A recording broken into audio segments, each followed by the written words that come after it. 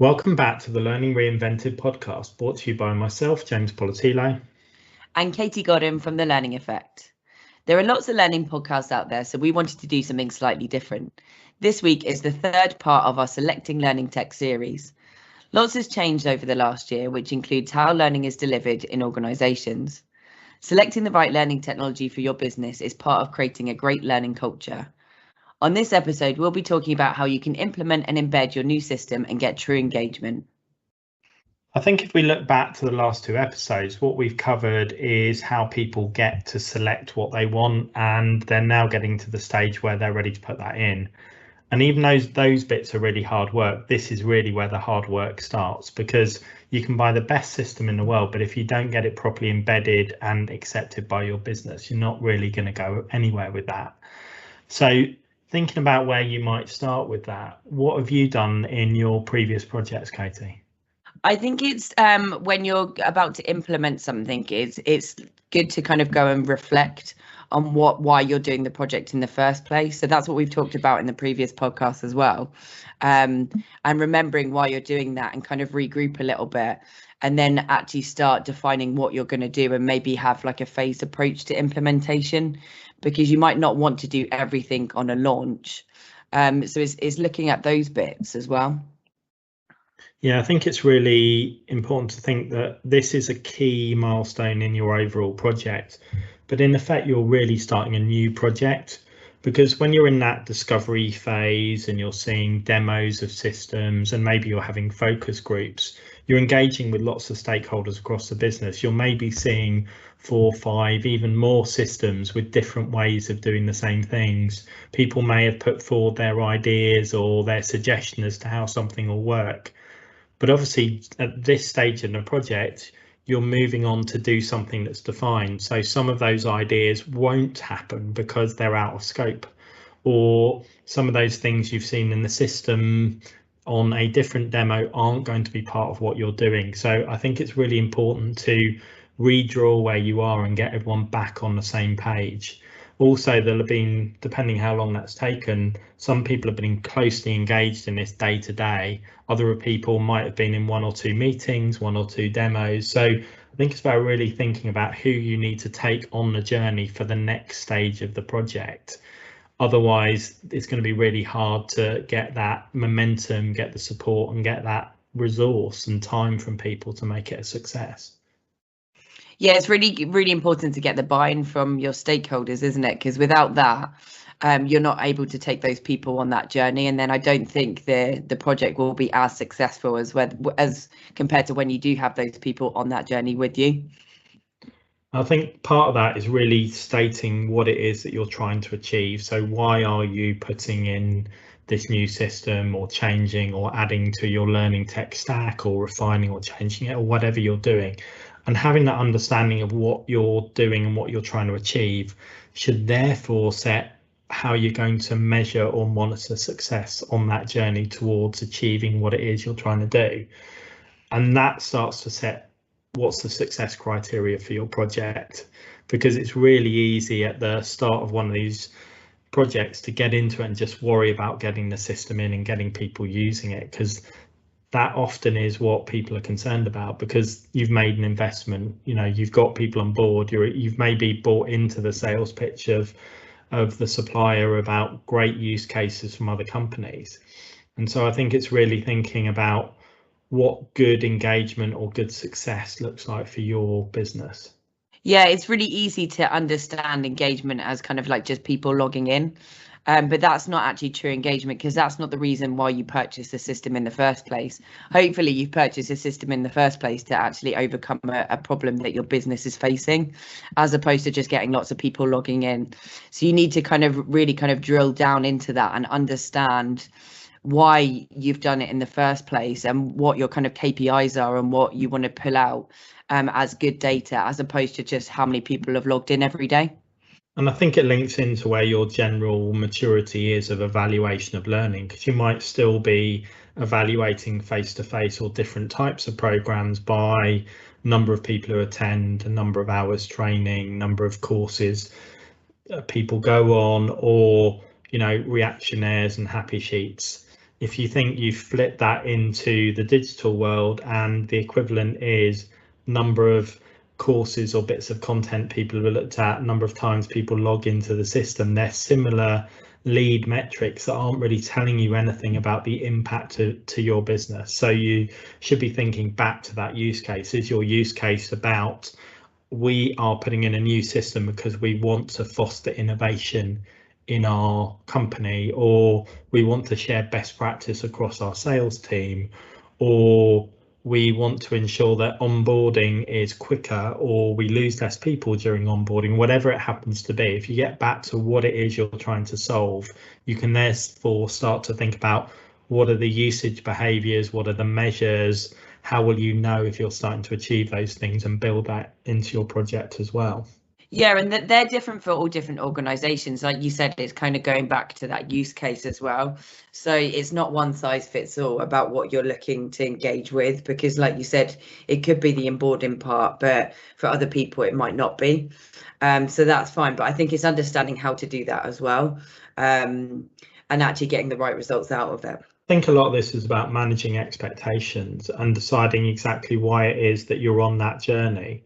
And if you're selling into the business, or the business are understanding what you're trying to achieve and your stakeholders are following you along the way, and you talked about phases of a project, you're not necessarily doing or achieving everything on day one or in month one. You might build up over time. You might have a pilot area you launch to, or whatever your approach is, but it's getting that understanding of that project, what you're trying to achieve, and the phases that you're going to go to. And then who do you need engaged across the business so that this project happens across the organisation, not just in a learning team. As much as you don't want to just count numbers of getting people logged in, you do want people to use it. And to begin with, when you're first launching a project, it might be that they stumble across something. So like, obviously you're launching it, you're taking people on that journey, you're telling people about it. But then if people are actually logging in, using it for themselves, and then they're understanding why it's important for them to use it too. So to begin with, you might use different examples. So you could have a competition to log in and perhaps, I don't know, upload a profile picture, or find a particular piece of content, and that's how you're getting kind of like that level of engagement to begin with. And that's when people can really start to see why it's important for them to be using something like that. I think with any project, not just learning projects, it's about getting this into the business and not just sitting in a silo within a learning team, or feeling like an initiative from a learning team. If we're looking at how you do that, who would you generally engage across a business if you're trying to take someone on that journey, or make sure this doesn't sit as a siloed product or a siloed bit of tech? I don't think you should force it onto people that aren't perhaps kind of with you on that journey, but it's always really good to find the people that are quite tech focused or really interested to begin with, because they can kind of be your SMEs as such. And then like if you've got, I don't know, regional managers, you might pick one or two to begin with. They can then pilot that, demo that, and then their peer group are looking at it and going, look, they're doing that, I'm missing out on something, so I want to then go along with it as well. So that's what I found useful, instead of just pushing everyone to go onto it and use something that they're not familiar with or that they don't necessarily like. That's been really useful for me in the past. I think it's also about bringing in the functional teams and those other support teams that you'll need, whether that's an internal comms team, or whether that's your IT team, or there might be lots of other teams, or like you said, an operational team, that people are actually going to be managing your learners, because you might have the best product out there, but if your HR teams or your operational teams aren't buying into where this fits in the overall way of working of the organisation, it's going to be really hard to gain the level of traction you need to deliver the business results that you need as well. And I think linking it back with those stakeholders so that they can see, this is where this fits, this is how this is going to help my people do their job better, or this is how it's going to help me as an individual achieve more in my role, is critical. And you can't do that without bringing people along the way, and you need those advocates, those people who are willing, as you've said, those pioneers, those managers who are going to trial it, who are going to advocate it, who are going to share the good results that their teams have seen. So I think it's that wider coalition that you'd need along the way. I think it's really important to have those people, not just for the kind of launch of it and getting people used to using a system as well. It's really important in the content side of things too. So you could have the greatest system ever, but content makes that, because that's what's driving people to go onto there, right? Because that's creating the purpose for it. And if you've got those people or people's peer groups, etc., kind of whether they're uploading content or they're appearing in those videos, that's a lot more powerful than having that just from like your siloed L&D teams or your HR teams as well. I think it's also stepping back and looking at, if you're putting in learning tech that's doing something beyond just measuring annual compliance training or pushing out a small subsection of content to some people across your business, you might be wanting to put out something that's more social or something that's giving more regular content or keeping people up to date on products or letting people know about skills they should be developing. There's lots of different things that are happening out there. But if you're going to do anything that is beyond that very basic learning case that we sort of are used to from 10, 15 years ago, what you need to think about is this is not just a one-off project. You do not just flip your learning system in, put content in, launch it, and that's it. You need people who are going to build on this, evolve it, grow it, feedback, try things, test, learn, develop, and drive that continual engagement with the right things for your system and for your business. And I think too often you see people get in an interim project manager or make it, someone's project, and then as soon as that finishes, they're on to a different project, so their focus is gone, and maybe it's then passed down to someone junior in the team to administer the system, and there's no real ownership or leadership or building it into the strategy of what you're trying to do to help your business perform and to help your learners develop and enhance their skills. So it really is looking at it as a stage in the journey. So this implementation is that, but it's that ongoing development as well. And not trying to just do everything in the first 6 months or hiring in that 6-month system implementation person and then they swan off into the distance and you're left thinking, what's this? How do we make it work? Who owns it? And it gets forgotten or it disappears or it doesn't deliver what you originally intended. I think that goes back to the importance of actually doing this successfully and actually implementing and embedding the system, because we've seen more often than not that great implementation stories and kind of everyone goes off with a big bang and then that's about it and it kind of drops off and you don't really hear from those people again. But it's the organizations that are successfully embedding their systems and making that part of like business as usual as such. That is part of a system. That's how people are learning. That's how people are communicating. That's a really important bit to do, because otherwise, like you said, after 6 months, that will just drop off and it's just going to become a stagnant system in the background and no one's going to be using it.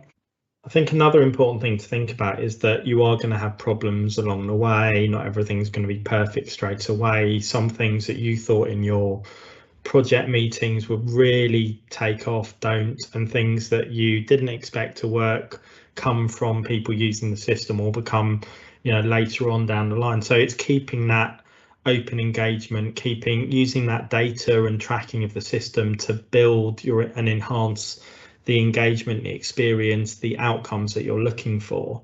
And one of the things I found really, really useful is to take feedback and make that feedback happen, because what people will be used to is a fairly stagnant system that doesn't move, and actually getting them to understand that this is maybe a new way of doing things is to be able to react to that feedback, take in suggestions, adapt, make people feel like they have some ownership and some ability to shape what they're doing as well. And I think that can really help people to see that this is something different to what you've done before. Yeah, for sure. I think like something that I've done in the past is create a feedback area, so you can actually allow people to give you their feedback and it's instant and you can see it.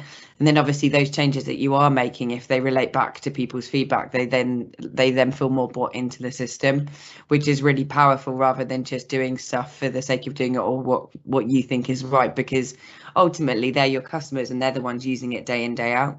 And I think making this part of people's lives will make it add value to what they're trying to achieve.